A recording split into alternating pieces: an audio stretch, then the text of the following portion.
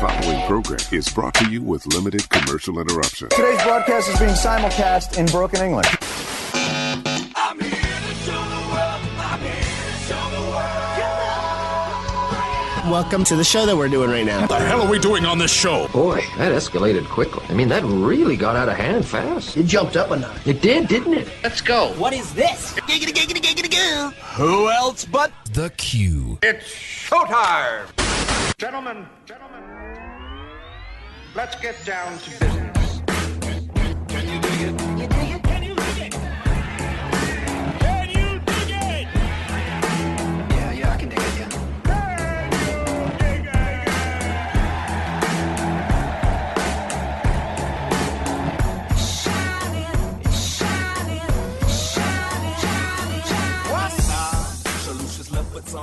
Ladies and gentlemen, welcome to the Q Now. You're listening to the best pop culture, current events, current affairs show east or west of that Mississippi River, hailing from the great city of St. Louis and worldwide at theqnow.com. I am your host, Mark Bland, joined today by none other than the man himself, the one that I love to call my co-host. That's right. My on-air husband.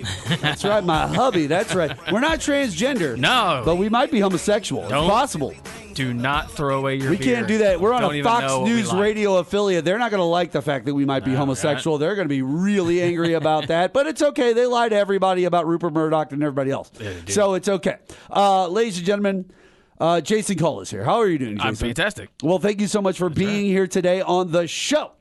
We've got an exciting show here on this Saturday, and every single Saturday, 1 to 3 p.m. Central Standard Time, you can catch us here at newsradiokyro.com or 105.3 FM, 1280 AM, KYRO in your cars here in the St. Louis area. And we are a blowtorch. We are the blowtorch of the St. Louis area. Jay, this controversy with the Bud Light stuff is just not calming down. It's just not calming down. Emil J. of Game Changer Wrestling, GCW, will be joining us a little later on to discuss their upcoming St. Louis show as well as professional wrestling with us. So we're excited to have Emil coming on the show. Yeah. John Shepard was supposed to be here with us. Unfortunately, John is handling his regular life. Battling the elements. He's battling the elements as we speak, but that's okay because we've got a show chock full. We have the ability to do a chock full show for you. And right off the bat, me and Jason were talking about this off the air. We've got to talk about this on the air because, you know, Jay, since 2023, the third of the 2020s, right? Where there's 33rd, there was 2021. Yeah. And then there was 2020 part 2. Yeah. That was 2022. This is 2020 part 3. Yeah. The 2020s seem to just not be calming down. No. Remember how, It's like, getting worse. they used to talk back in the day about the roaring 20s, and when we were growing up in the 80s and 90s, we would hear about the roaring 20s. We were like, oh, like 70 years that way? Yeah, right. Oh, wow, what were they doing? Well, they were doing like the foxtrot, and they were like box dresses, dancing, meeting in and secret at night. sock hops, and meeting in secret at night, like Drinking. you just said, all that good stuff, right? Yeah. Well, in the 2020s, we've had COVID.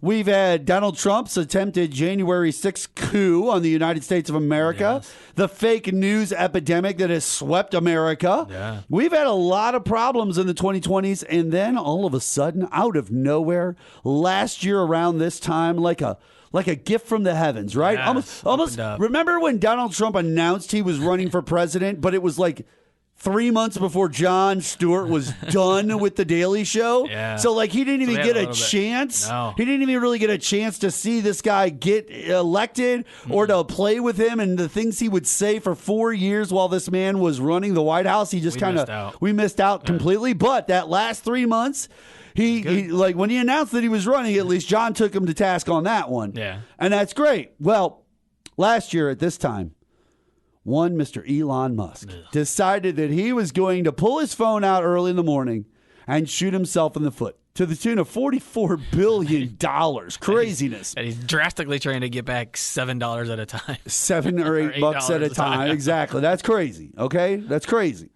But it gets better. It gets better, sir. Because Elon Musk called to defund NPR Yeah, I saw that. after it quit Twitter over the spat with the CEO, who branded the public broadcasting network as government affiliated and falsely claimed it is not editorial independent. Yeah. Okay, ladies and gentlemen, falsely claimed it is not editorially independent. This is what Donald Trump does. This is what Elon Musk does. They float BS that's not true out into the ether. Well, remember that They don't care if it's true information or not. they posted. There was a post that we both followed on Twitter. Talking to you in the microphone. Don't be Yeah, scared of that yeah. bad boy. But remember the post we were following, and when it took 5 seconds to go and type in how much of NPR's funding comes from the government, and it was like less than 1%. Yes. Less than 1% of NPR's funding comes from the United States federal government. They get state and local stuff and some federal money, but not from the government. Let me put this out there, ladies and gentlemen. NPR's 52 Twitter accounts have gone silent after the social platform, Twitter, added the black label tag of state-affiliated media. This is the original one. Yeah. To the brand's official account last week. And this is Elon's newest little thing in his, remember the $8 check marks and the screw this up. I'm going to say dumb things over here. Now I'm going to just go off and fire this guy without even paying attention. Oh, shoot. That might cost me $100 million because I'm an idiot. Elon just does these 4chan troll things, which we know. We get it.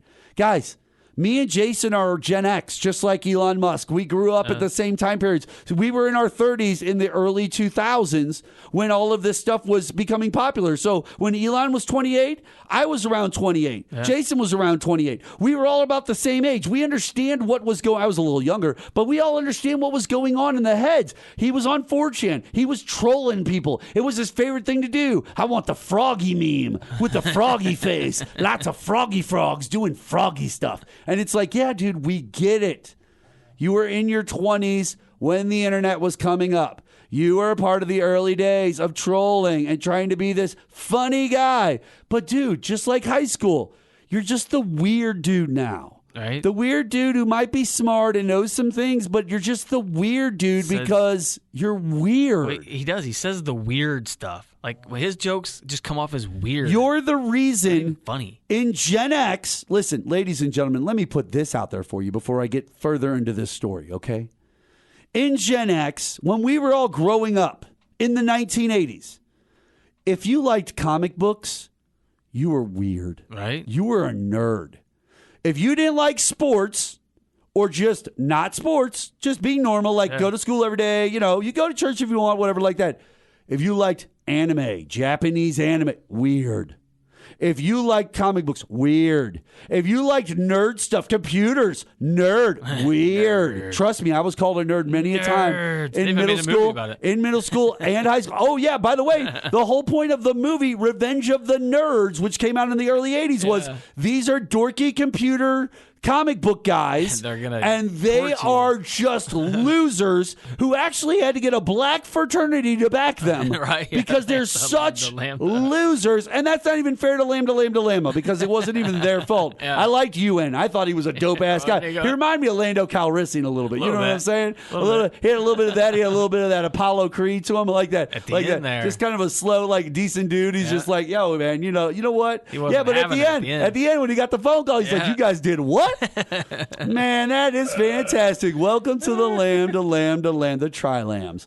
But guys, Elon's the reason why people who were like that were called the weird kid. He's the reason why we looked down on those people. Now he's 50, and look at the things that he says and does. Still saying weird stuff. Still doing weird stuff. Trying to pretend to Harry Bowles, B-O-L-Z, Harry Bowles. And then he took the W off of the sign outside of the Twitter headquarters, so it read Titter. Yeah, I saw that. Because he's about a child. This is childish antics. Right? This makes no sense. It was announced this past Wednesday that it was turning away from Twitter as the platform had demonstrated an interest in undermining the credibility of said news organizations. It also noted that it only received less than 1% of its $300 million budget from the federally funded Corporation for Public Broadcasting that we've been hearing about for decades and decades of our life. This is him just sticking up for like Russian media. That Twitter used to label those state-sponsored media. That's right. As state-sponsored media, so you knew it wasn't news. You were getting what Russia wants to say. This is him doing their bidding. He's awful. Guys, he made a big deal when he moved from California to Texas as if the whole world was crashing in California around him. Then, after what, a few years of being in Texas, he literally is now taking everything back to California. Now, why would he do that? Turns out that power grid doesn't He's literally not going to tell you why he's doing this, but why do you think he's doing this? Well, ladies and gentlemen, he's doing this because, well, he kind of has to. He has to. He has no choice. What is he going to do? What is he going to do, Jay? Well, it's not like he's going to get a bunch of the world. Or what is he going to do? Like, I just want to know. I don't understand. To move to Texas. I'm sorry. I didn't mean to talk over you like that. No, I'm saying he's not going to get the top guys he needs for SpaceX, for Tesla, to move to Texas. He's just not going to get it. Those guys live out in California, in Simi Valley, in that area. That's where they are. Right. And they don't want to live. Listen, they want to go to the beach. Right. And where you're at in Texas, there's no beach. There's not even lakes. Okay, maybe if you would have moved to Corpus Christi or Galveston, there you go, and then like started your business there, you might have been able to draw some people out to the beach down and hang out in the Gulf. Now, and there's nothing wrong with the Gulf. I've hung out, swam at those beaches in Corpus Christi multiple times in my life. My mom grew up in Corpus Christi for a part of her life, so like all of this is normal. But Elon, you're just the weird Gen X kid who created all the problems that we've always known about. You know what? If his dad didn't own an emerald mine or have money in general, Elon Musk would be that weird, snarky guy that works at GameStop. That's who he would be. You think he would? Well, he'd be going to school while he was doing it. You know, well, yeah, he'd be going to school. I feel like, you're right. But he would never have bought his way into SpaceX. He would never have bought his way into Tesla. He would never have done it. He may work for one of those places, but he wouldn't be the boss. So now that we're talking about our boy Elon Musk here, let me throw a couple of things out there, Jay, that I think either you will or you won't agree with, but we're going to find out. And for all of you out there in KYRO land, enjoy. By the way, I need to talk about two situations. Yeah. A bathroom situation, and a situation with the St. Louis Blues. Oh, yeah. I got to talk about that too. Musk fundamentally does not understand the economics of a social media company, Jay. He just doesn't. No. He's confused the customers with the product, and he wants to charge the product money. That's the problem with Elon Musk. Yeah. NPR posts were one of Twitter's products they could have used to sell to their advertisers for actual money, Jay. Instead, he crapped on them and asked for $8 a month per user. Do you see my point? Like, listen, NPR is very popular. Whether you agree with their politics or not, just like whether people agree with Dan Bongino or Newsmax or OANN or the places you like to get your weird news from, weird Gen X kid that nobody likes, okay? There are people that like to get their news from other places. One of Jason's biggest concerns about Twitter before we got on the air was what? You're leaving it because you want to get what? Some news funneled to you. Yeah. It was an easy way to get news. You don't want to fight with people over the news. You were getting news. Now, social media and Facebook specifically, I've said this many times, they're not where you should get your news. No. At the same point, what Jason's saying is news was being funneled to him in a direct way that was already set up, and it was working fine. Yeah, I want to see New York Times, Washington Post. I want to see those guys' posts. I don't want to see randos who I don't even follow show up That's with right. nonsense there all the time. That's what's showing up in my feed. And the problem is that you had your stuff set up to where you followed who you wanted to follow. And I watched it was stuff. being sent to you properly because that's the way it was always designed. Then he came through and messed it all up. Yeah. Now, he thinks it's great because he thinks any press is good press. But I would avoid Twitter for a lot of you. I think Twitter is on its way out. Yeah. I think Twitter is useless. I think Twitter is going to become a random parlor number 2. We've said that on this show many a times, but as he pushes companies like NPR away, Washington Post, New York Times, others will follow. When the big players and the famous people start to leave and go other places and just go other places, okay? Trust me, there will be no value in it. You're not going to see who you want to see over there. So guess what? Let them have their parlor. And that's what we'll just call it, is parlor. Well, and his most valuable company is Tesla. Maybe SpaceX is, but that's just a whole different. I mean, he's not selling rockets to individuals. Right, of course. But his valuable company is Tesla, and all he is doing is alienating every single person that would buy a Tesla. If it weren't for him, It's not the MAGA crowd buying Teslas. because of Elon, we're going to end up back visiting websites and subscribing to RSS feeds and crazy stuff like cavemen. That's what we're going to be doing. We have to go actually to websites and search their stuff instead of having it fed to us. Elon's just not the genius that he thinks he is. That's all. He's not. He's just not. He's a very smart guy, but he doesn't understand how things work. And it's funny because he could have just Not coasted electrical. off of completely undeserved reputation as this super genius if he had done nothing. But he let it, and by the way, let his rocket and his car company run. Just let him run the way that they run. He could have made that Tony Stark fake that we all thought he was, and he could have just had Twitter and owned it, put someone else as the CEO, not involved himself, made money off of it, but instead he felt a deep need to force people to like his idiotic memes and to completely expose himself as this mediocre idiot at best. That's literally what has happened with our friend Elon Musk. That's what he is. All right, ladies and gentlemen, we're going to take a quick break here on KYRO and the Q now. When we come back, more with myself as well as Jason Cole will be back on the show right after this.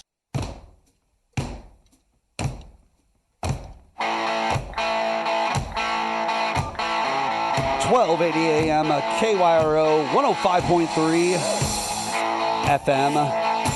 Mark Bland, the Q now, Jason Cole. There it is, ladies and gentlemen. Right. Take it easy. Instantly, it reminds me.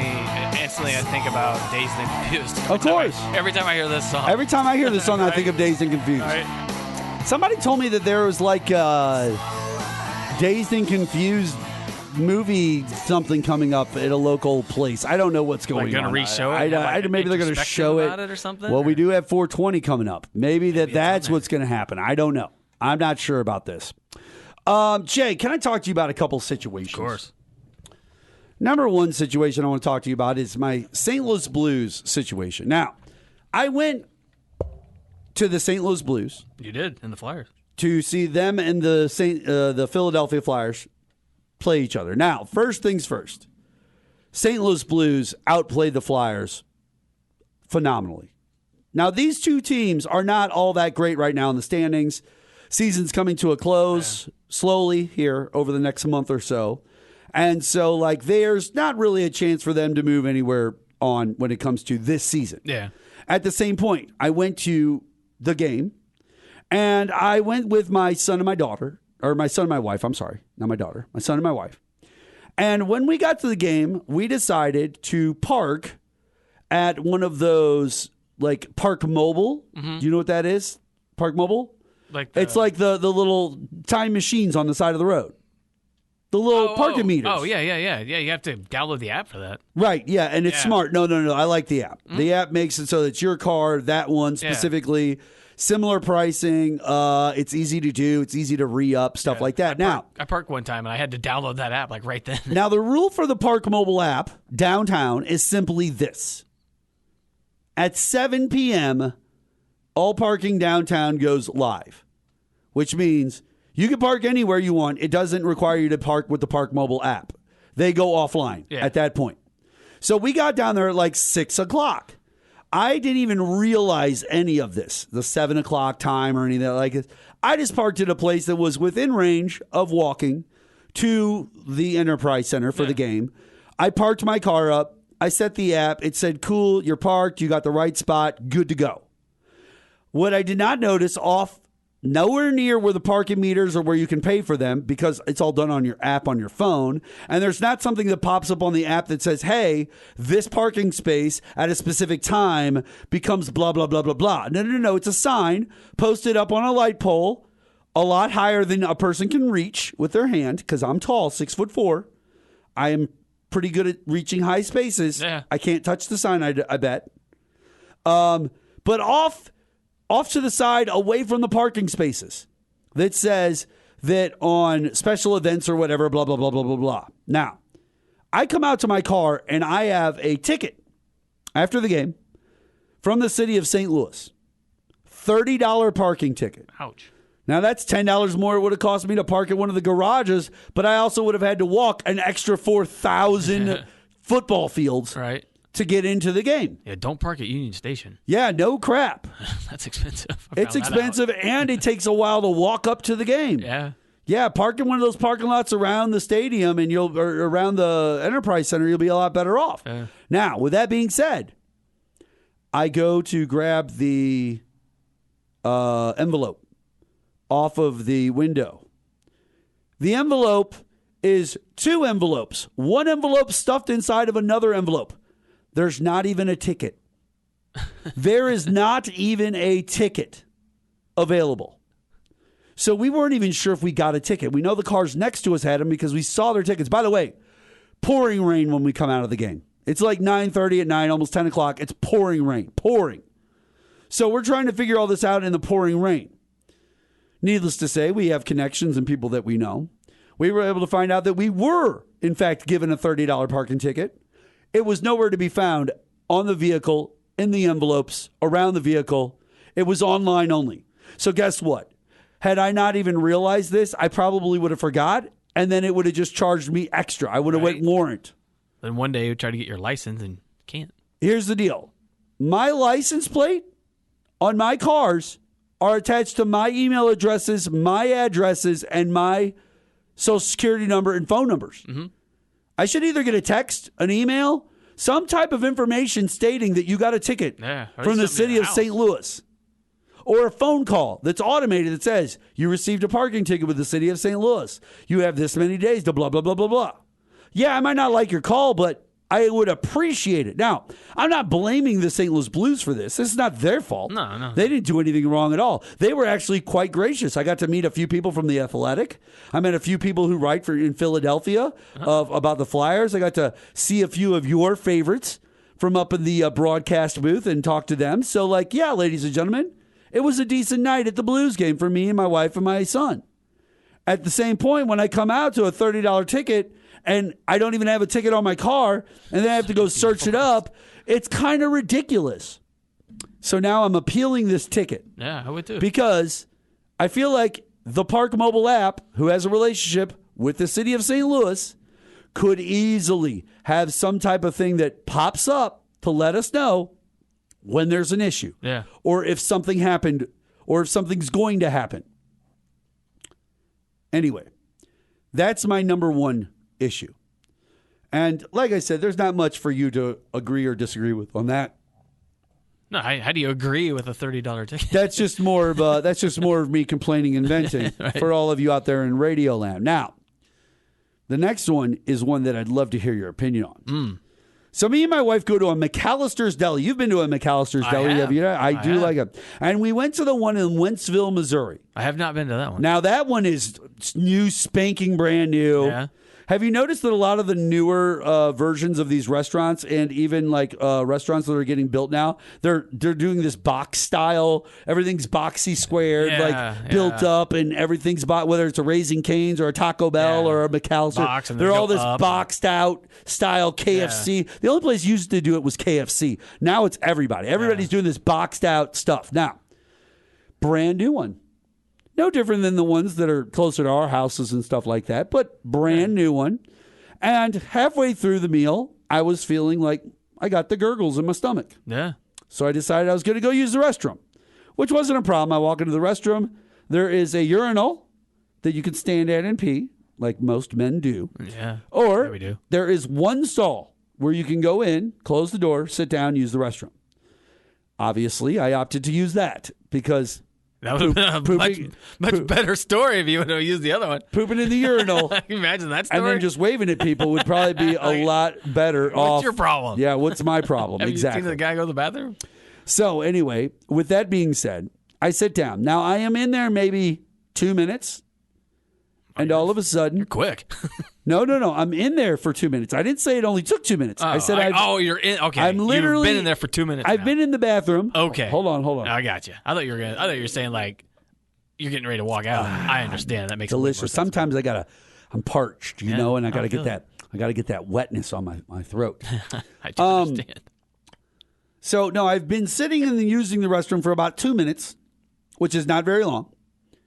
When all of a sudden I get the knock on the door.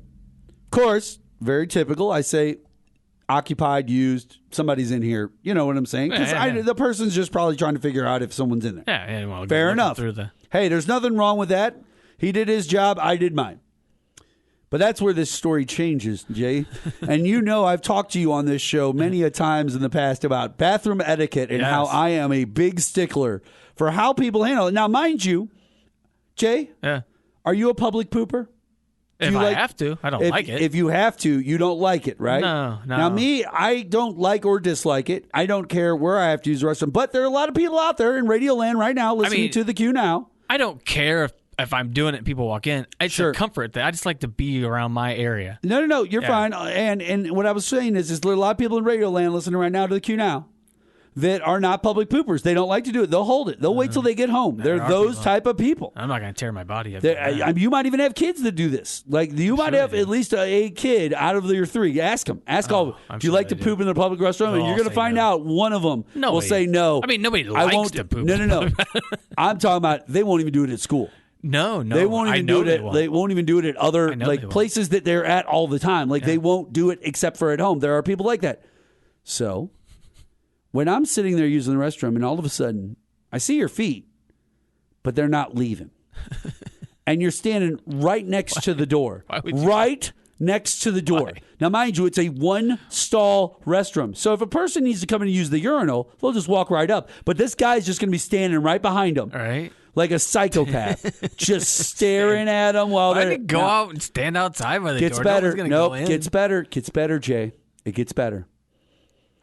So then he's farting and making fart noises while tapping his foot and waiting to get into the bathroom. He's going to use the urinal. Now, here's the problem. You have friends, whoever you came with. Maybe you're by yourself. It's possible you could be by yourself, but you have... That'd be a weird scenario. Possibly other people outside at a table where you could go sit with them, talk to them for a couple more minutes while you're waiting. You could talk to them for a few more minutes and then come try again.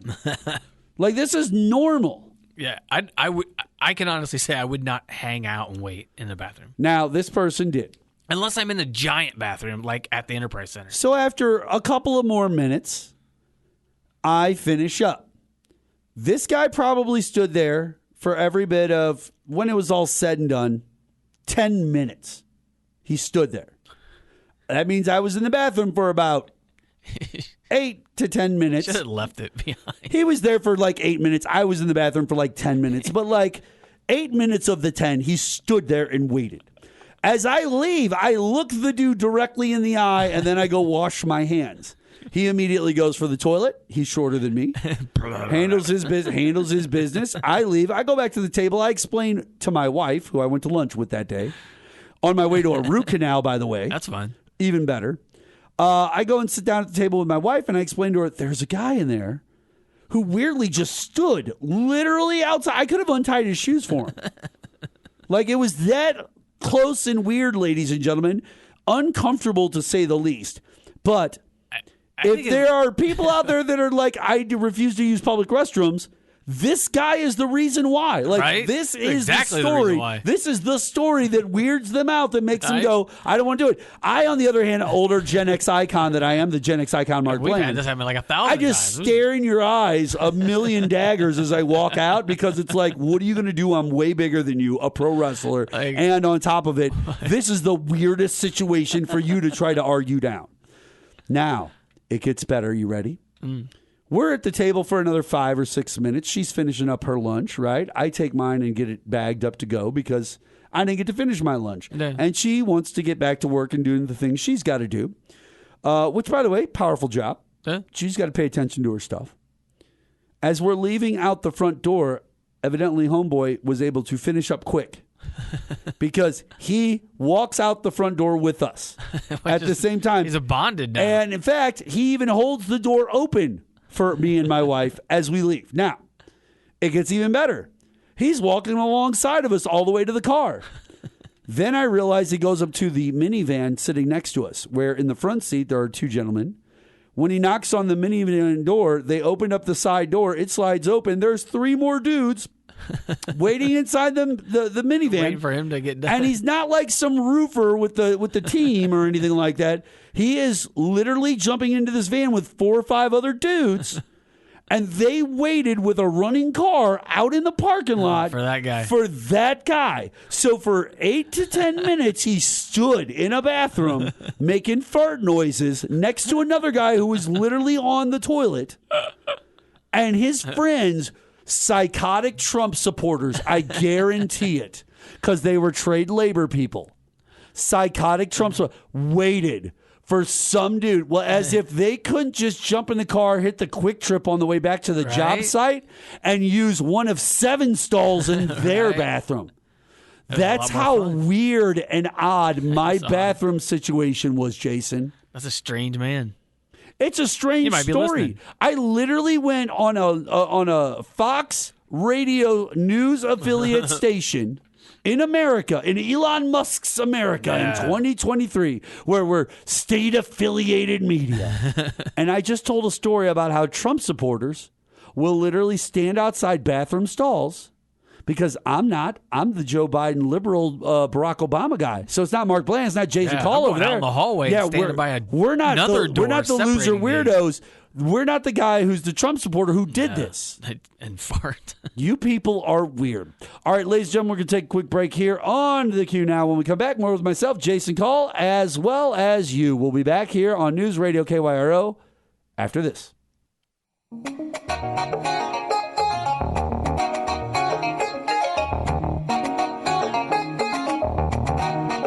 1280 AM, KYRO 105.3 FM, the blowtorch of the St. Louis area. Jason Call is here. A little Shaka Khan for you. Coming up this Sunday, that's right, April 16th, Game Changer Wrestling is in the St. Louis area for a night, and bringing with them their cavalcade of characters and wrestling talent that you definitely want to see. And on the phone line with us right now, Emil J., the ring announcer and voice of GCW. What's up, Emil?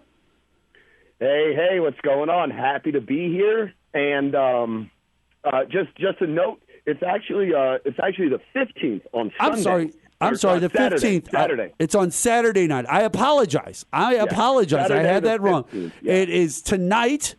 That's tonight. As we are live on the air right now, that is tonight. Game Changer Wrestling. As Bert Prentice used to say, tonight. That's right. Tonight. So, first off, Emil J., thank you so much for joining us here on the Q Now. We really appreciate it. Jason Call, my co-host, is here. Say hi, Jay. Hello, how are you? That's not really how I talk. There it is, yeah. That's how he talks, Emil. Could you imagine if I talked like Very that? natural. Very natural. Uber natural. Now, Game Changer Wrestling, as people know from here in St. Louis and the Q Now, specifically this show, as well as other stations I've been on, I'm a professional wrestler myself. I just had a match back in February against Shaft. Not a fan of the cheating that went on to lose me that match. Not happy about that. But at the same point, I'm a wrestler and I love great wrestling. One thing that is great wrestling is my friend Matt Cardona, and Matt Cardona at one point was the heavyweight champion of Game Changer Wrestling, correct, MLJ? He sure was back in what was it? 2021. I think so. I believe it was July.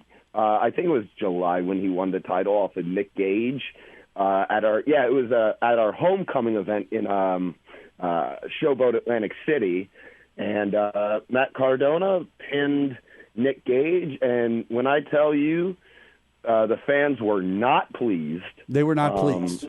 This was a bad thing. Not at all. There was so much trash thrown into the ring. It was chaos. It was legendary looking moment like though. In pro wrestling was- history, it's a legendary moment for the fact that on the indie circuit, there was a title change that made such a ruckus and noise that the whole world heard about this. Simply because Matt Cardona, formerly Zack Ryder of the WWE, was not the type of guy you would think in a hardcore match. No, not so much. That's He had was that not woo his woo thing. woo. He's a woo woo woo. You know, he's not the tough grunty kind. You know what I'm saying? But now he considers himself the deathmatch king. Oh yes, he does, doesn't he? I don't know how many people would agree with him on that, but he does have his fans. Does Cardona? But so does in GCW. Not so much. I think the fans respect him and what he's is he done. a guy that they love to hate at this point? Is that what he's become, the guy that they love to hate simply because of that moment? I would think so. I mean, he didn't do himself any favors when how he came in and getting on the microphone and talking the talk. The people didn't take too kindly to him, but he's continued to be a mainstay in GCW and has continued to entertain the do fans. Great business with us. There you go. He's great. He's great for us. And now, somebody else who's great for you, Emil, is an individual you also mentioned from that same exact match, Mr. Gage. Yes. That man Nick has Gage. Jason, he's got the Dark Side of the Ring. He's got a Whole dark side of the episode. ring, right? Yeah, a whole episode about him. Yeah, that was just about the same. I feel like it was in and around the same time period where Gage, he had that Dark Side of the Ring come out. He was on AEW Dynamite against Jericho. That's right. Oh, yeah. And shortly thereafter, I believe, was the match with Cardona. I believe all that was in the same. All wrapped up at one couple time. months. Now, Emil, what we are going to see on Saturday night, April 15th, correct, is Game Changer Wrestling live in St. Louis at Pops, which is just across the bridge from the St. Louis Arch. You can see the arch from the front door of Pops. We've been there many a time, and you can see it relatively well. Or at least the side of the building now. I don't know. I've stumbled out of there way too many times at 3 o'clock in the morning and not sure. But there was the burger guy outside the strip joint, so that always made it easier on my stomach. You know how that is, Emma. I tell you what. The first time we went to Pops, this will be our third time at Pops. Fair enough. At least my third time. I don't know if we've been there. GCW was there prior to me being on the road with them full time. But regardless of that. When we went last summer, we went to the Gentleman's Club. There you go. We were, you enjoyed yourself, like a parking lot. Unlike unlike you entertaining the fans, this time the fan entertained you. Right. And when we walked outside, I saw a guy with a grill. It wasn't a food truck. It was just a full-on grill, and he was making you could order a ribeye or shrimp scampi or whatever. I was like, this is they've high-classed it. They've really high-classed it. Like they understood. Like any good restaurant. Yeah, it starts off with $2 and $3 hot dogs and hamburgers, right? But eventually, you're ordering $8.95 shrimp scampi. Right. You know what I'm saying? This guy understands his the parking business. lot of a strip club. Now, who is you are the voice of Game Changer Wrestling, and I got to ask you. How long have you been with Game Changer Wrestling, Emil? I've been with them full time since Labor Day weekend 2020. Okay, so 3 years there. But before going full time with them, I was dabbling. Here in the tri-state area when they would run Philadelphia or Atlantic City, if they were local to my area, I would work for them. And that was for since GCW really started in 2015, 2016 when it really started going. So I was part-time with them, but then I took myself down to Tampa 2020. Then I took myself to Texas. for a weekend of shows, and then Brett Lauderdale said, "Hey, it's good to have you on the road." So I am with him all the time now. Oh, you're with Brett all the time now. Or you're with Game Changer? with GCW. Gotcha, gotcha. I got you. Yeah. Mm-hmm. Now, and yeah, go ahead. Yeah, prior to GCW, I had been doing. I had been working in wrestling as either a ring announcer or a commentator since late 2008. So I've been at it for a hot little minute. Do you guys need any extra commentators? I'd love to take my expertise and my look, think about this, Emil, right? You're on a Fox affiliate network radio station right now. We're on a Fox News radio station, okay? Currently doing this interview with you. My show is more liberal. It's literally more liberal than anything else. That's how good I am at what I do. That a station that typically would never want to play my type of an opinion, they literally put me on every single week. That's the kind of mouth I got on me. That's the Heyman-style brand mouth that is on this, Emil. If you guys have an opening for somebody on commentating, you let me know, because I'd love to bring it to you guys. Yeah, I mean, if there is one, I'll let you know. Just, you'll be coming through anyway. Yeah, maybe, you never know. You never know what could happen. Yeah. But hey, you know what I mean? While I'm there, or if I'm a fan who comes out on a Saturday night, two pops, to see you guys wrestle, who am I going to see? Well, that's a great question. I actually have the card right here in front of me. Nick Gage will be there. All right. In Death some match? capacity. Exploding barbed wire match. There you go. Yeah, right. Pops won't let us do that. All right. Maybe if we go outside. Yeah. We can do outside. But, yeah. We have, for the GCW World title, it's going to be Masha Slamovich, the champion, defending against the king of Wreck Expletive Mountain. Oh, really? Yes. He's a part-time Demolition Derby guy. Really? Cole Radrick is. That would be somebody to talk to about Demolition Derby. Yeah, that's what I'm talking about. Yeah, this guy is reckless. He don't care about his body one bit, and that's what we like.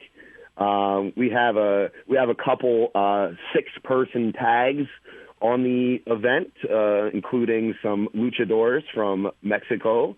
We have Shigehiro Irie from Japan. All right. On the event. So it's very internationally flavored with all the GCW mainstays. Now, I have a question. When you guys come to a town, so when you understand this, as well as I understand this, when WWE comes to a town, sometimes they got little spots and things that they want to do, and so they'll use local guys, like local wrestlers from the area, in this or that. Now, obviously, they're a TV show. They have a much larger production. Obviously, they have a lot more going for them. I get that. Do you, as GCW, when you guys come to these different towns, do you guys pick up a talent here or there to put into a match to test out, to try out, or do you guys do anything like that? Is that even on the table for you? Yeah, and it's in various ways that we do it. One, like you mentioned, like sort of like a tryout capacity. What kind of stuff can this guy do? Right. You know what I mean? So, there's that. Like a curtain jerker match to test it out just to see what they can do. I get that. I just didn't know if you had any St. Louis guys that would be on this card or around these shows that you're doing on this run. Most likely, I don't. It's okay if you don't know. If you don't know for sure, that's okay. There's nothing wrong with that. Off the top of my head, see, I don't really know, who on this card is. Well, you're not the booker either, though, are you? From St. Louis. You're not from the booker either. Yeah, okay. So that would make more sense. Nor do I really know, how that's handled or chosen or anything like that. No, I mean, it's like, how do I want to say, I don't know, how much some of these guys wrestle in and around the St. Louis area. Sure. Or if they're, just like a lot of us independent guys, they're just going wherever. But yeah, You've been around GCW a while, Emil. I'm going to switch gears on you for a second. You've been around GCW for a while. What do you think it was that inspired the creation of GCW and that unconventional wrestling style? Well, coming from where we are in the Northeast, I'm based out of Atlantic City. Brett Lauderdale, he's originally from New York, but has since moved to South Jersey, the South Jersey area. A lot of the wrestling in this area, you know, with ECW, then CZW, Jersey and people All-Pro forget Wrestling. up there in the Northeast, like we live in St. Louis, right? A relatively rural city. It's 6 hours to Chicago, 3.5 to get over to Kansas City, another 5 to Nashville. We're a really rural area. You guys are an hour and a half to 2 hours away from every other major city up by you. So it's like one big, large, expansive area of just tons of people. And so, like, yes, an ECW is a part of your area, just like something out of, like WWE out of Stanford would be part of your area. Right. It's something about the extreme or hardcore wrestling has always gotten over in this general area. And, you know, Brett and I, we met going to Combat Zone wrestling events back in the mid-2000s. So, I mean, that's what we were going to watch every month. You know, these guys going through the barbed wire and the panes of glass and all the ridiculous stuff that I can't believe these guys do. Well, that's the stuff that was really getting over in front of that crowd. And, you know, I think we're just like the next step. You know, I mentioned ECW, CZW, and now it's sort of like GCW is sort of like the next in line. progression. Yeah, exactly. No, I totally get that. Here's what I want to do, bud. Can we take a break, and then when we come back, talk to you a little bit more about what's going on with Game Changer Wrestling and you specifically, your career in the business? Yeah, that would be great. All right, man. We're going to be right back, ladies and gentlemen, with our friend MLJ on this episode of The Q, 1280 AM KYRO, after this.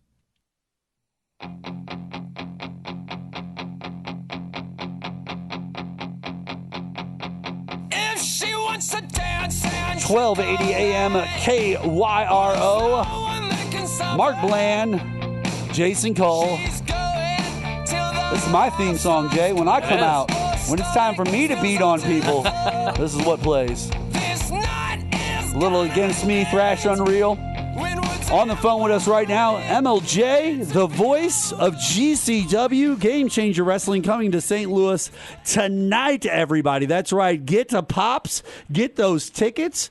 You can go and search that up, but MLJ will be there. He'll be your ring announcer. Correct, Emil? That is true. That is true. He will be that guy. And by the way, interesting position to be in the business of professional wrestling. You get to have all the fun. Me and Larry Sweeney used to talk about this. Being the ring announcer is a great gig because you get to interact with the wrestlers. You get your little moments, but you get multiple moments in every match. You get to be a part of almost like the ref in that regard. Yeah. But beyond that, because you do the talking, off the mic, on other things, they love to have you involved because you'll talk. Like, one thing that's great about pro wrestling, and Emil can back me up on this, it's the people who like to have a little bit of personality, like Enzo, right? Yeah. That's a perfect type of personality in this business. Somebody who likes to talk, who likes to get on the mic. And Emil, that's you. You're the guy who likes to get on the microphone for Game Changer Wrestling. Yeah, it's incredible. Is this what you wanted to do for all these years, or did you want to be a pro wrestler specifically? That, or how did this all come about for you? Happy accidents. Okay, I never really wanted to be a wrestler. I didn't have the body for it or anything. I always loved watching wrestling is my favorite thing in the world, and it has been since I was 8 years old. Of course, but even when we were like kids, like wrestling in the backyard, I'd be like, okay, like I'll referee. You know what I mean? I wasn't trying to get beat up. You know, I just wasn't. I'm not built for that. But I always enjoyed watching wrestling and going to the local independents. Sure. And I over time I wanted to do commentary. That was like my original thing, and I was going to a local independent, and I became friendly with one of the people involved there, and he was a regular customer of mine at the restaurant I worked at, and we eventually just started talking.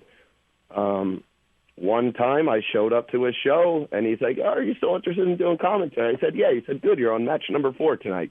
Perfect. Oh, wow. Nice. Thanks. Appreciate it. That's And nice, then dude. about a year and a half later, that same individual, he was ring announcing, and he decided that he no longer wanted to be a part of the company anymore, wanted to do other things, whatever. So they were without a ring announcer for that night, and so I just stepped in. They said, "Emil, you do it." I said, "Okay." And that happy And then I accident started doing happened, that. and there it was. There. Yeah, it like was. I wasn't really looking for it. thinking that I would get involved in wrestling at all. I was just going to shows and having fun. But then I guess I was just around so often that I got the invite, and the rest here I is am, history. 14 years later. That's Yeah. what I'm saying. The rest is history, man. I love that aspect of wrestling. I love the unique and individual or different characters and individuals that get into the business. And listen, I know guys that one of my matches, this is a dead true story. Are you ready for this one, Emil? I don't even know. This is a story that might have gotten out of there a little bit, but I don't know how many people actually know about it. But everybody knows about the match, the backstory. I wrestled a guy who now sits on death row in Florida. Oh, awesome. Like, not just some New Jack talked about. It's like the dude literally sits on death row in Florida right now. And it's questionable at this point, Emil, but it's been a few years since this case and all this happened, but it could have been hazing at the WWE Performance Center down in Florida that led to this individual ending up on death row. Very possible. Oh, wow. Very possible. At the same point, I've wrestled death row guys. But sometimes these people were amazing. Like the guy that's on death row, the reason I brought that story up, his real name's Brian, and I'm just going to leave it at that. But as a person to interact with, at the times I interacted with him, one of the nicest guys I've met in pro wrestling. To this it's day, amazing, isn't it? And he's on death row now in Florida for killing his girlfriend, murdering her, stabbing her in a parking lot with a knife. Well, you know. But No, my that's point not good. being, one of the nicest guys I had ever talked to or worked with in the industry. Yeah, well, to you. At the time. Well, no, even at that time. Wasn't real nice to his girlfriend. Listen, nobody had a bad word to say about this dude back at the time that he was. It's just weird how things can change like that. But you get all kinds of people from all walks of life in this industry, and I think that that's what makes me get. Listen, Emil, when you're not on the road, do you have a regular shoot job, as you like to say, as the kids, the smarks like to say on the internet wrestling community? Yeah, I deliver pizza. I'm a pizza delivery guy. Okay, all right. Ain't nothing wrong with that at all. Actually, I respect that. No, it's great because I work for a mom and pop. Really? It's a one-off. Yeah, it's a. We don't have in my town. Right outside of Atlantic City, we don't have any chain. Yeah, there's no chain pizza anything. places on the East Coast. Well, that's because pizza we don't is have a chain, religion. We don't have chain anything. Right? We don't have chain anything. Pizza is a religion to you guys. See, we have the St. Louis style, but it's not a religion to us. In New York, pizza, up in that Northeast, pizza is a religion. They might firebomb a Domino's. They might blow actually. it up. I don't know. There's got to be Domino's and Pizza Huts I'm up sure that there way. are, but Oh yeah, not there like where he's are, but talking. not in my town. Not in my Yeah, town. like- I got you. Yeah, the bigger cities obviously will have them, but smaller towns, there's no way. Yeah. Listen, you guys do hardcore style.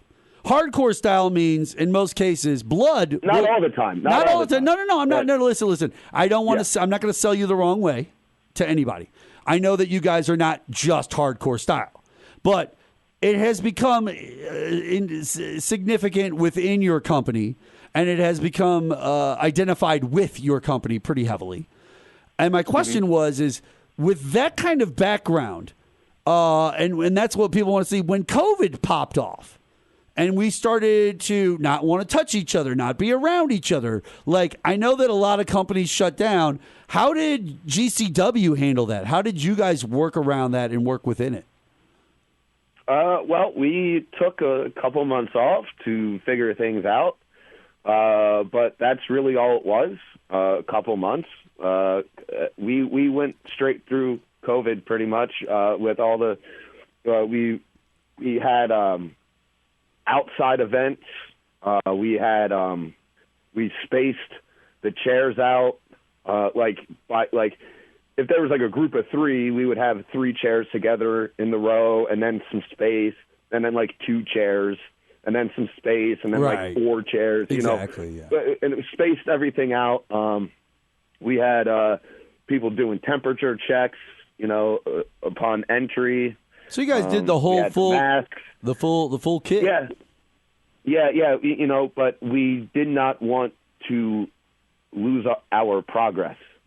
Right, and that's why I was curious, because like if you got guys bleeding in the ring because they did a hardcore match or stuff during that time period, was there extra precautions that had to be taken? Was there some hoops that you had to jump through over the top of that were like ridiculous? Like, or was it easy, relatively easy for you guys to deal with? Other than the COVID testing that we had to do, I don't think anything was out of the ordinary. So, like, when we would have the show, we would have to have a negative COVID test. Of course. But everybody was good about doing them. We would send them to the one referee. He kept track of it all, sent that over to Brett. Everybody's good. And then if somebody was positive, then, well, unfortunately, they were off the show for that weekend or whatever. But fortunately, it did not create many issues. As a matter of fact, it probably helped us because we continued to just keep going at it. And, when was 2020? 2020. Oh, okay. Yeah. So I think I may have said I may have been incorrect about one of the years or something in the previous segment. That's okay. Now that I'm thinking about That's it. all right. But, things happen. It's not the end of the world. No. But yeah, time is a funny thing. It is. Yeah. So, yeah, nothing really out of the ordinary. Obviously, you guys are coming to St. Louis. Like you said, you have some 6-man tags that are going to be going on. There's going to be some newer wrestlers, some wrestlers people don't really know the name of. Who are some of the people that should be looking out for when you guys wrestle tonight in St. Louis at Pops? Like, who are some of the new guys on the card, or who are some of the newer players in GCW that you think people should watch out for? Right now, I'm looking at this. Looking at 2 matches right now that probably fit that bill. Okay. The first one being Brian Keith. He's out of Texas, and he will be wrestling Shigehiro Arie from Japan. I think Brian Keith. He's been on a run as of late. Really, just showing out wherever he's been booked. He's worked with us a few times before in GCW, and now we're bringing him back in for this weekend. Oh, for sure. And I think that's going to be a great match. Shigehiro ain't no chump himself, so no, he's a nice sized guy. Yeah, let me tell you, for and sure. he can hit hard. Very big, meaty men slapping meats, right? Or beefy men slapping beefs, something like that. Yeah, all that. All of that, and then some. That's a perfect way to get into the second match I was going to bring up. The Iron Demon, Shane Mercer. Oh, the Iron Demon. One-on-one. The Iron Demon. This is a demon, Jason, that is made of iron. The Iron Demon. I would have loved that name when I was a kid. Super freaky strength. like stronger than an ox. And that's going to come in handy as he goes into the ring against the 350-pound heavyweight hustle Calvin Tankman. Calvin Tankman. I love the name. That's a beast of a dude. That's man. a great name. The 350? Tankman? Hell yeah. If you're a Calvin big Tankman. 350-pound man who's called the Tankman or like Calvin King Kong Tankman, Bundy that's size. that's some King Kong Bundy stuff right there, man. I'm loving it. Loving it. Yeah, and I think Shane Mercer is capable of lifting Calvin Tankman over his head. Whoa, that's how a big strong- boy. That's how impressed. strong Shane Mercer is, man. He, if you've never seen him before and you're coming to the show tonight, you are in for a treat. And also, I should get this in now because if you're not able to make it to Pops, you can see us on Fight Plus. $7.99 a month will get you all of the GCW shows streaming live. We also have the complete back collection on video on demand. Well, not complete, but everything we've done on Fight Plus immediately goes up on Fight Plus for video on demand. So if you can't make it out to Pops, by all means, hop on to Fight Plus and watch it in the privacy of wherever you are. And for all of you out there that might want to go to the show here in St. Louis or any of the shows, first off, you can always go to GCW, right? What's the website for you guys, GCW? Mostly we run on Twitter. I don't think we have a... You don't have a regular website for you guys? That's okay. If you want to go to the show in St. Louis specifically, you can go to Pops Rocks, Pops, P-O-P-S, Rocks, R-O-C-K-S.com. That's popsrocks.com. And it's GCW presents I Can't Feel My Face. It is Saturday night. That's tonight. 8 p.m. is the start time for that show. MLJ, along with all of your favorite I was going to call you an ECW original, bro. That's literally how bad I almost slipped. You were going to be Tommy Dreamer for a second, bro. There you go. That's okay. That's an I'll get okay on the moment. convention circuit. Exactly. No. Yeah. Now, MLJ, along with the GCW Elite, are going to be in town, and you guys should check that out. PopsRocks.com for tickets to tonight's show. MLJ, thank you so much for joining us today on The Q. We really appreciate it. Oh, thank you. We think Thank that you it's for having awesome me, and, talking to you. Hey, if you're coming through to Pops tonight, if you're hearing my voice, come up to me and say hi, say what's up. I'd be more than happy to chop it up with you, as I am with all the fans wherever we go, whether domestically or abroad. Because, we're going international soon. We're going coast to coast, and ain't nothing I like more than being at a GCW event with all the talented wrestlers and the crazy fans. It's great. Fair enough. Nice. Well, MLJ, thank you so much for joining us here on The Q now. Ladies and gentlemen, we will be back with you right after this.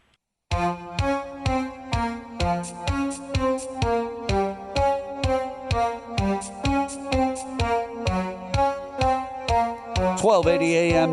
KYRO 105.3 FM. News Radio KYRO.com. Jason Call, Mark Bland, joining you today. We just got done talking to MLJ, Yeah, cool guy. the voice of GCW Game Changer Wrestling in town.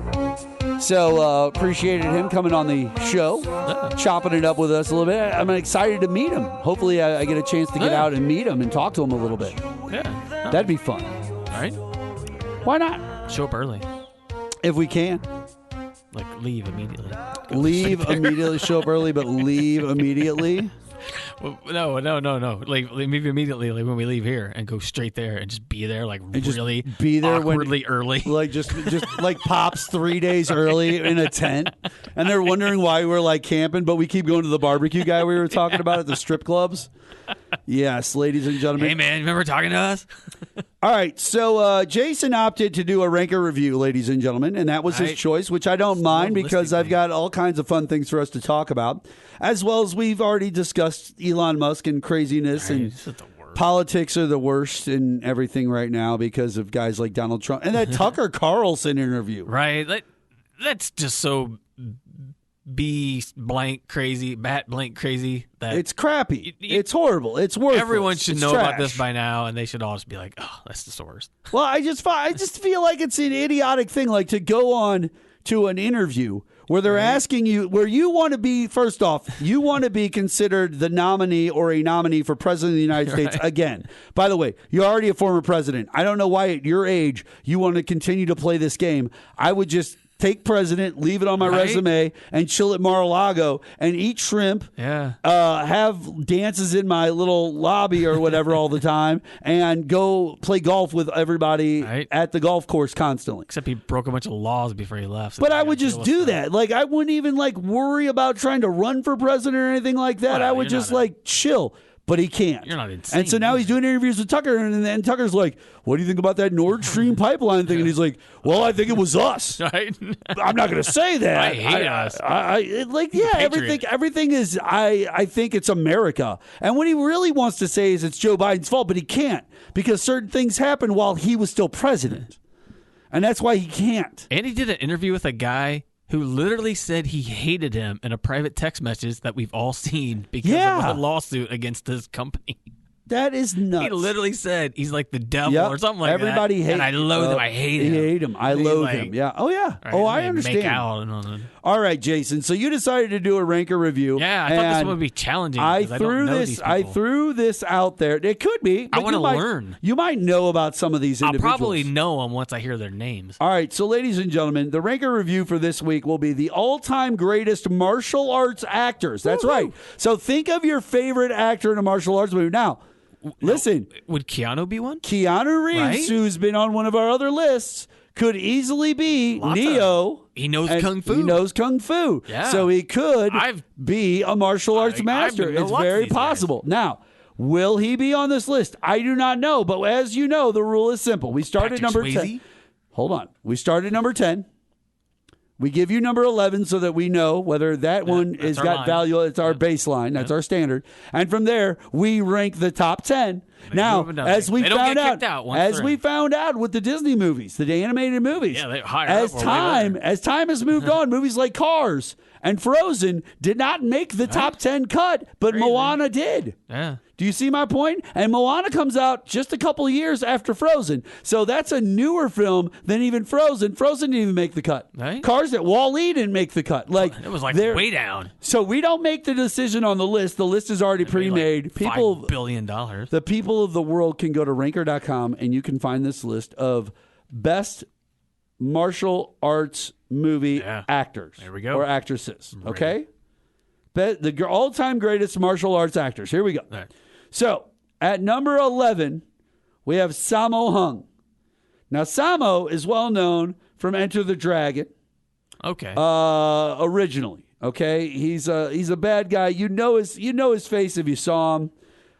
It's not easy for me to show you these people to make you happy, Jay. But I do know, I have a general idea of the bad But guy he was Enter the in Dragon. Enter the Dragon. Yes. Okay, the famous Bruce Lee movie.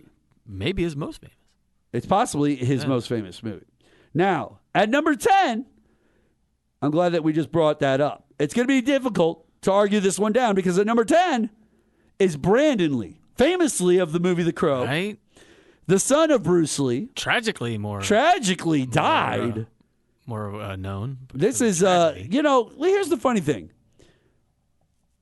The situation on the set of that movie with, what's his Crow, name? yeah. No. Oh. The newer one. The one that just had Rust. Oh, yeah. With, Yeah, with Alec Baldwin. With Alec Baldwin. Boom. It's not much different, honestly, than what really. we got here. We have a set where there was a weapons expert on the set, this, that, and the other.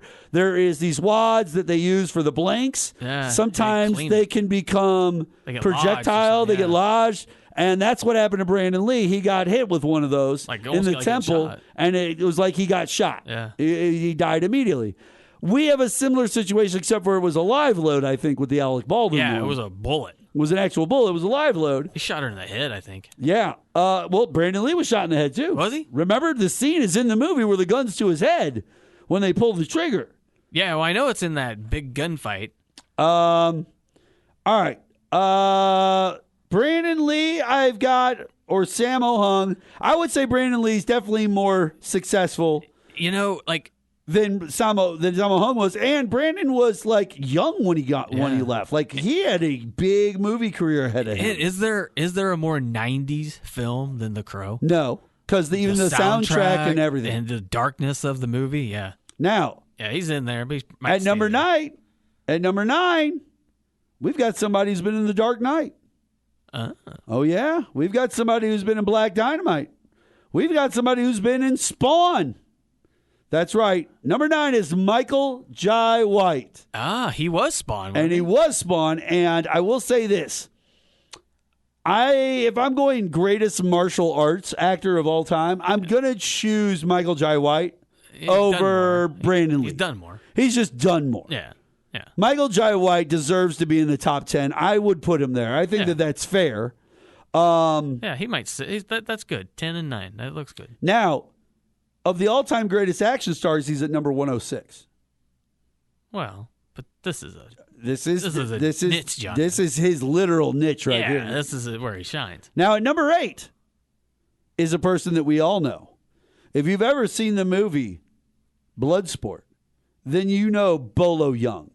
Because Bolo is the guy who's the bad guy in Bloodsport that he fights at the final scene in the movie.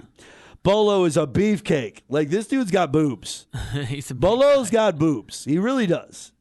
And over number 9, Michael Jai White. Yeah, I don't know. Yeah, I feel like I'd go there. I know Bolo Young well enough. I've seen enough of his movies. I mean, Bloodsport's a pretty. There's a lot more. He was in Double Impact with Jean-Claude Van Damme. See, he's so there's in more. that. He's in more movies like that. Whereas Michael Jai White, Spawn was big. Dark Knight's big. But Dark Knight and Spawn aren't really like. There's not a lot of martial arts going on. I mean, Batman's like That's a kicking good point. people. But those other ones, Bloodsport and the other Jean-Claude Van Damme film, there's tons. Okay, so Bolo's at number 8. I'm going to leave him there. What about you? You going to leave him there? Yeah, you'll leave him there. Okay. Number 7, though, is going to be tough to beat. This man is known for Lock, Stock, and Two Smoking Barrels, The Expendables, Fast and Furious 6, The Expendables 2. It's none other than Jason Statham. Oh, he's definitely above that guy. Number 7 is Jason Statham. Number 8 is Bolo Young, the main event of the movie Bloodsport, a well-known martial arts movie, very iconic in the world of martial arts and martial arts movies. Is it enough to put him over Jason Statham? Yeah, but do I consider Jason Statham a martial arts guy? He's more of an action hero. He's more of an action guy. Just Like does martial arts. I don't know if I would consider him martial arts though. Like No, that would be like considering Jason Bourne martial arts. Or something. it would be like I mean, he is, but considering he's not really. He shoots people. Like Jason Statham shoots people. Jethro Tull is heavy metal. Yeah, right. Right. But you know what I mean? Jason Statham shoots people. Bolo doesn't. That's true. He I think I'm breaks going them. to move Bolo above Yeah. Jason Statham. Because Jason Statham he uses guns. All right, coming in at number 6 on this ranker review. Greatest martial arts movie actor is Tony Jaa. Now, Tony Jaa is in Fast and the Furious 7. That's a Tokyo one. He's in On Bak, which is where he's most well known. But you might have seen him before. You might have seen Tony Jaa before. It's very possible, Jay. Oh, yeah. You might have seen him before. I've seen that guy. Now, is he better than Bolo Young, though? No. Is he better than Bolo Young? Because Jason Statham got knocked down to number 8. And that's 'cause he Bolo's uses at number guns. 7 now. Is Bolo more identified? I'd know Bolo Young if I saw him on the street before Tony Jaa. Most definitely. So I would have to say that as far as a movie martial arts actor goes, now that doesn't mean technical wise, like technical ability wise within martial arts. No, yeah, you don't in have the to movies be. that he's better than Tony Jaa. Tony Jaa might be a much more clean martial artist and better at martial arts, but I know Bolo more. So what do you think? Do you think that Bolo moves into 6, or do you think Tony Jaa holds? I think he moves up. I'd move Bolo up too. Yeah, I think Bolo moves up above him. So Bolo's now at number 6, ladies and gentlemen. Number 5 is somebody you might or might not know. Her name is Michelle Yeoh. Do you know who Michelle Yeoh is? Yes. Michelle Yeoh was in the movie Tomorrow Never Dies, which is a James Bond film. Yes. Crouching Tiger, Hidden Dragon is where she kind of broke out and made her name. That is a good film. Kung Fu Panda, she plays that. She's in the movie Sunshine. And she's number 95 on the greatest list of action stars. Instead of 106, she's at number 95. Now, does she beat out Bolo Young? I would say that Crouch, I bet you, like, because of her more recent and more high-profile, that's a very more recent things. Standard. I feel like Fu Michelle Yeoh is well known. Yeah. And she's been in other movies with ladies where she plays the karate martial artist. Think about it. When people make like a martial arts joke and they start doing like stances and moves. Right. There's a lot of people that say Crouching Tiger, Hidden Dragon. And like, oh, when yeah, they the do, move. right? Yeah, They do exactly. a little move. So you would say that Michelle Yeoh beats out Bolo Young. She hangs right there. I think she definitely hangs there. Number 4 is a man by the name of Donnie Yen. Now, I don't know if you know, he was in Blade 2. Okay. He was Definitely in Kung Fu he was in style IP movie Man there. and IP Man 2. He's well known for the IP Man movies. And in the rest of the world, where martial arts movies and martial arts actors walk around like a Jackie Chan level fame. I was going to say, IP Man's more of like an Asian. Donnie Yen is definitely more famous and well known than Michelle Yeoh. Not Over saying that there. Michelle Yeoh isn't, no, but as far as the rest of the world concerned, Donnie Yen is above and better. Like those IP Man movies were huge. Ip Man, you can say Ip Man if you want to say Ip Man. I say IP Man, but you can say Ip Man if you want. Yeah, they're foreign films, correct? They're foreign films, Yes. but he's fantastic and he's really, really good at what he does. I'm going to go Donnie Yen here. Yeah. I'm going to leave Donnie at number 4. I think he beats out Michelle. Although Crouching Tiger is also a foreign film, but he has more. And those IP Mans. I just think that he's more well known. That's no, I mean, IP Man there's nothing but martial arts going on in that film. All right. Number 3 is going to be a tough one. I don't think Donnie Yen gets over this one. This man is from Beijing, China. He's been in The Expendables and The Expendables 2. He was in Lethal Weapon 4 most famously as the bad guy. Yeah, he wins. Ladies and gentlemen, Jet Li has entered the building. Jet Li is Jet Li martial arts in the 2000s. Is or 90s, in the 90s. Late not even the 90s into the 2000s, like for yeah, sure. Like 2000, 2010, Jet Li owns right martial arts. Like And he's the guy. The 90s, I'd say, is Jackie. I'd say Yes, Jackie Chan is who owned the 90s. Yeah. The 70s and the 80s was Bruce. Well, actually, I'd say the 70s was Bruce Lee. 80s was Chuck Yeah. Norris, for at least America. Jet Li, he's definitely late 90s, 2000s. Yeah, Lethal I Weapon would say was like 98. I would say Jackie Chan. I would say Jackie Chan is the 90s solidly, Rumble in the Bronx and all that. Yeah. Jet Li's just cool when he does this. Yeah, I'm going to leave Jet Li over Donnie Yen Yeah. by far. I feel like that's a good call. All right, ladies and gentlemen, here's what we're going to do. We're going to take a quick break here on the Q now. When we come back, we're going to finish our ranker review game. We're going to find out, does Jet Li hold at number 3? Or does he move in the number 2 or even number 1 spot for the ranker review game? Greatest martial artist action movie star of all time. We'll be back on the Q now after this.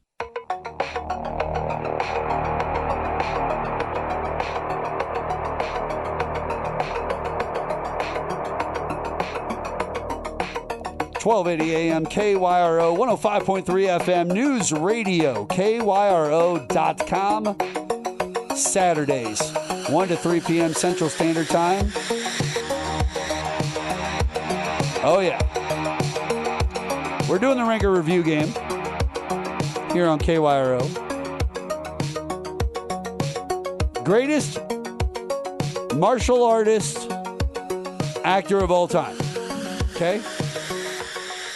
We're at number 3. Jet Li is holding strong at number 3, Jay. Yeah, it's a bad dude. Jet Li is holding strong at number 3. His number 2 challenger is somebody that we've mentioned. He might be the greatest martial artist of the 90s. No. And he's definitely identifiable by many people. He was in Kung Fu Panda as the star, Rush Hour, Enter the Dragon. There we go. Around the World in 80 Days, Rush Hour 2, Rumble in the Bronx, all of it. He is from Victoria Peak, Hong Kong. Yes. Jackie Chan. Yeah, he's... Jet Li or Jackie Chan, though? Now, this is a discussion. Well, remember off the air I said Jackie seems more goofy and silly, and Jet Li seems like he would kill you. Right. So, but it depends. Do you like Well, we're talking about movie actor. We're talking about martial artists in a movie. So do you like for me, I feel like Rush Hour and Rush Hour 2 are great What films. Jackie Chan gives me in his way that he acts, I like a little bit of that comedic style. Yep. Like, I don't can do mind that. Plus, he can do the badass stuff, too. Yeah. Like, he can do cool-looking he stuff. makes it look real. And Jet Li, like you said, does come off as this badass, but he definitely looks like the guy that you just don't want to mess with. But he can only do badass. Yeah, he can only do badass. I don't know. He might be able to do some fun. He might be able to. I've never seen him. I don't Maybe know. there's a movie with Jackie Chan going against him, and they do both some gotta fun. Be silly about it. Maybe we don't know these things. Maybe you guys are going to tell us. You can find us on Twitter You know at what? Mark Bland, You know, another 2 films I like of his. at NotCharitable22. I know, right? Non-charitable or not charitable. Not charitable. Yeah, my 22. original name was Donald Trump's charitable donations. Now, I don't think Jackie Chan's getting beat by Jet Li. No, because also, what's the one with him and Owen Wilson? Those are 2 great films. Oh, too. the Wild West ones where and then they. the one where they go to England. That's Yeah. a great movie. It's fun. All right. Yeah, he wins. I think it's obvious who number 1 on this list is probably going to end up being. Big giant jerk. It's tough to beat out Bruce Lee. Oh, I was hoping it would be him, not the big jerk. I mean, He didn't even make the top it's 11. tough to be Bruce Lee. No, he's the king. He's like It's Elvis really and tough. Rock. Well, first off, he comes off with a pretty cool. He can do the Jet Li stuff and the Jackie Chan stuff. Yeah. We've seen him be funny. We've seen him be serious. Now, a lot of the funny that we've seen was in small moments within some of these other movies, where it was like the way he's eating an orange and how he plays with it and stuff humor, like that. we It have no wasn't idea what like they're that. talking It wasn't like Jackie Chan style level. Goofy, okay, and lots of dialogue. but when it came time to be a badass, Bruce was there, He's a man. straight up Listen, badass. that scene of him in his stance with the cuts across his stomach from Enter the Dragon, Yeah. from the knife. glove or whatever. That is a cool. That's a badass. That's a badass picture. But he could legitimately, he's a legitimate, real badass, in his time, And really by do the that way, stuff. he did fight Chuck Norris He at did. the end of Enter the Dragon Part 2. Right, he did. So he did fight Chuck Norris. So that was early. And Chuck, that Chuck was, didn't have a to be chance. honest, that is probably the moment where Chuck kind of had the baton handed to him a little bit. Yeah. That you are the doing next war films. great martial artist that the world will know about. Yeah. Yeah. So I can see Jackie Chan being at number 2. It's really tough for me to put him above Bruce Lee. Now, I will say this. As far as Bruce Lee goes, he was more well-known and loved. He was known in Japan and China, obviously. That's how he kind of gets out there. But California's where he was. That's who he wanted to be. He wanted to be George Clooney and Brad Pitt. Yeah. He wanted to be a movie star. And that's where he stands. And so, I feel like Jackie probably has more fans, per se, over in China and Well, over in he's that been around area. longer. Bruce died. Yeah, Bruce died. He's been around longer. As someone that they can see, they can get to, they can watch, they can talk to. I feel like maybe in that regard, but as far as the movies go, Yeah. I don't think he touches Bruce. No, No, he doesn't. it's really difficult. Too iconic. All right, so ladies and gentlemen, your winner of the greatest martial artist actor of all time, Bruce Lee, on the Rager Review Game. Now, our new thing we love to do Yeah, scroll up there. I'm wondering is we where, go back to number 11. We Norris started is. at number 11. It's Sammo Hung, and that's where we start because we got to gauge number 10.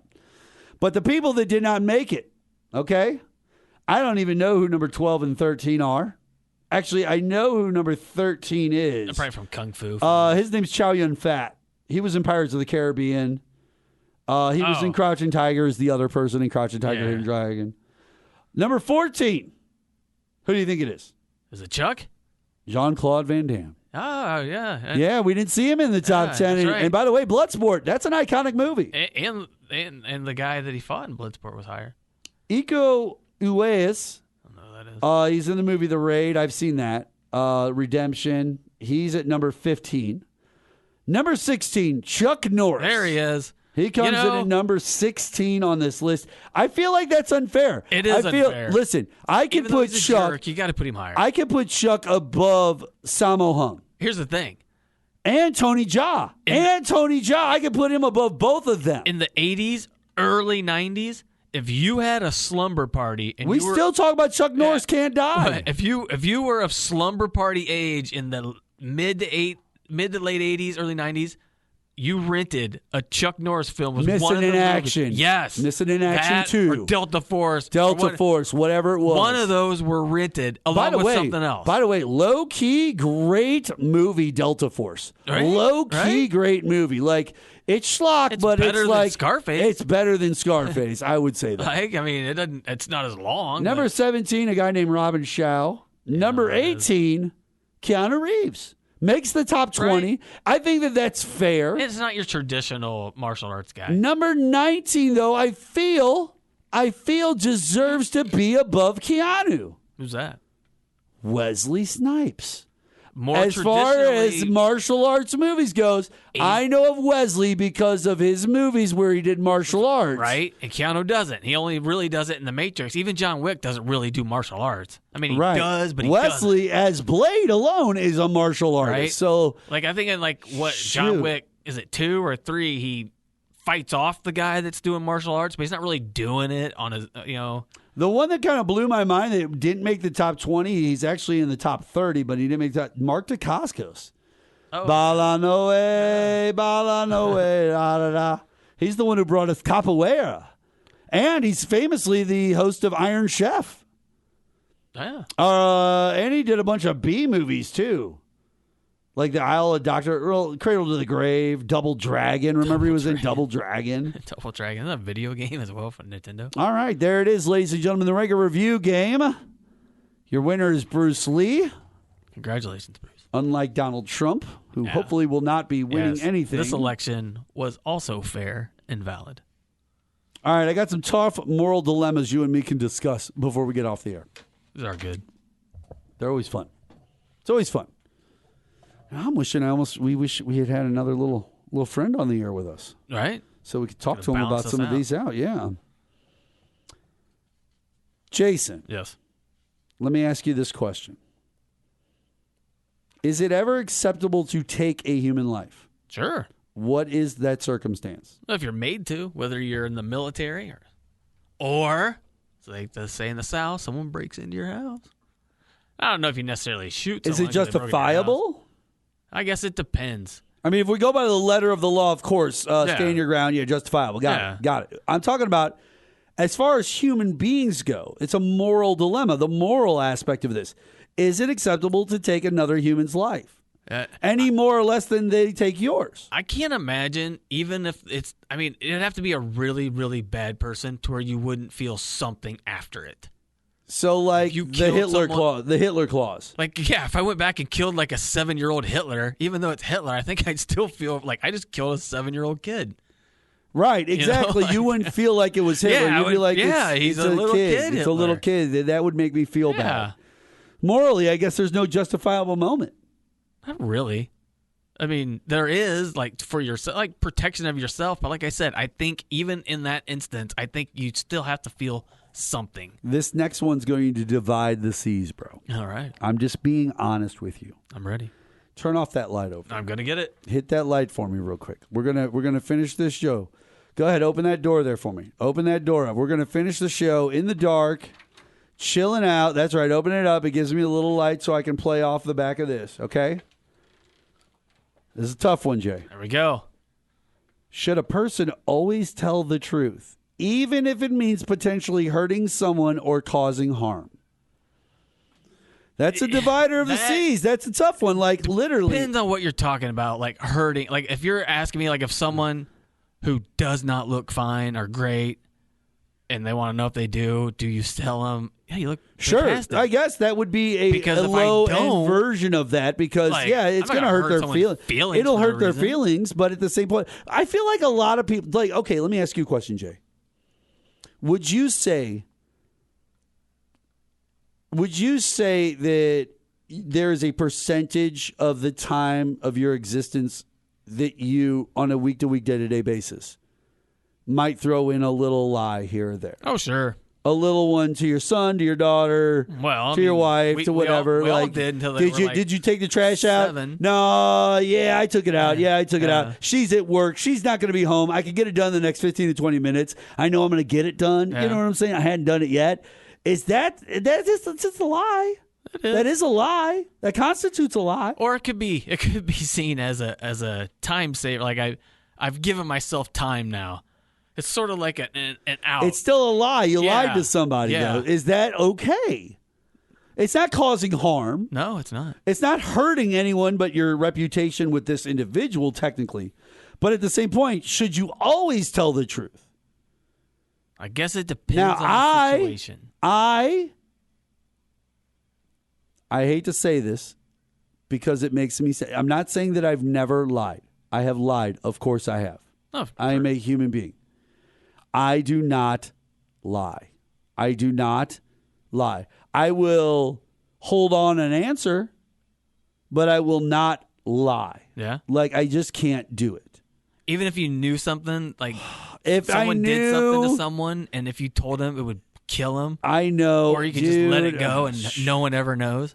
My problem is that I take all my relationships with each person on their own merits. Yeah. So I feel that I have to be just as honest to you as Marcus, as Bobby, as this Gotcha. person, as that person. Do you see what I'm saying? I understand. And no matter who it is, if I lie, then I'm not being honest in my friendships to those individuals. Gotcha. And I know it might hurt their feelings to hear some of these things, but I try not to lie at all. Try not to lie at all. It's tough. It can be. I'm not saying that I think I everyone haven't tries faltered not to within lie. my history. Like I said, I've lied before. No, I think but it's not everyone- typically my forte. Yeah, I don't think anyone like Donald Trump is back to him is the only person I've ever seen who seems like they try to lie. Like he seems like he goes out of his way to lie because he lies about this stupid is the next stuff. question. This is the last question. This is the next question. And I think Donald Trump falls into this category, bud. Is it ever ethical to just break the law in order to achieve a desired outcome or goal? I guess it depends on the law. Like Here's what we say when we go. Like if it's an unjust law. Like, Jay, would you ever rob a bank for $500? No. But would you rob it for $500 million?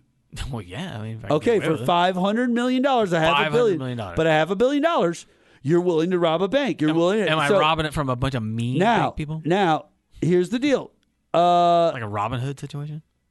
You're not ethically breaking the law in order to achieve a good goal. This is your self-interest. This is you wanting money. Right? $500 million. Come Right? on. That What is do I it. can do with that? But we do tell people, listen, if you're going to break the law, go big or go home. There you right? go. That is true. We do tell We them. have said that We before. have said if you're going to do this, you might as well achieve a desired outcome. Why do a small crime? So if you're Donald Trump, right? and you're trying to break the law, and the law that you want to break is election fraud, Call the you might Georgia as well Secretary listen. of State. He didn't. Well, but here's the thing: he didn't go for governor of the state of Alabama. No, He went for president of the United States. He went big. He went big. Yeah. Like, you broke the law on purpose, but you did it in a big fashion. Like, I don't condone that. I don't think breaking the law is morally acceptable at any time. At the same point, you kind of fall into the other category, though, that I tell people, if you are going to do this, go big or go home. And he went big. The thing about him, though, And that's like the biggest position on the earth. is I bet his decision to do the wrong thing happened so quick, it's crazy. Very I bet he possibly. didn't have to think at all for those crazy, like Sidney Powell and Giuliani, to tell him, we've got a scheme. I bet he was like, I'm in. Yeah. He Right, probably didn't immediately. even need anyone Right? No pushing, to no say arm anything twisting. to him at all. He All was he like, just I'm sat right in. He just in. sat right in, and he was like, I am good to go on this. All right, ladies and gentlemen, it's time for us to get out of here. On the queue now. I want to thank our friend Jason Cole. Thank you. Thank you for being on the show. I want to thank MLJ. Yeah, that was a cool guy. Game Changer Wrestling in St. Louis, April 16th, or 15th, sorry. I keep saying 16th, the 15th. Tonight, Saturday night, April 15th. PopsRocks.com. PopsRocks.com. That's where you can go get tickets for Game Changer Wrestling. You might see us in the parking lot having You might a see ribeye. us. I don't know. What I know is right now, I know my boy Jay is sitting across from me. That's right. And it's time for us to get out here on the show. You can check us out at theqnow.com. Old episodes, new episodes, and everything in between. Outside of that, every single Saturday here on 1280 AM KYRL. Thanks to those guys. We will see you guys next time on The Q Now.